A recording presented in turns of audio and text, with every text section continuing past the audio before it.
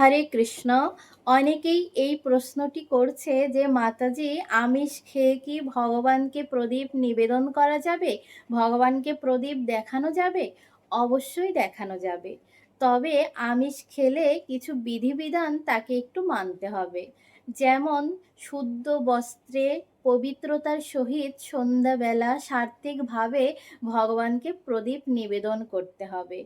এবং যারা ভগবানের প্রসাদ পাচ্ছে তারা তো অনেক সৌভাগ্যবান, বা যারা নিরামিষ খাচ্ছে তারাও অনেক সৌভাগ্যবান। কিন্তু ভগবানের কর্ম শুদ্ধ আহার গ্রহণ করে করলেই তবে ভালো। তবে যারা পারছে না তারাও শুদ্ধ সাত্ত্বিকভাবে পরিষ্কার পরিচ্ছন্ন শুদ্ধ বস্ত্রে ভগবানকে প্রতিদিন প্রদীপ নিবেদন করতে পারবে।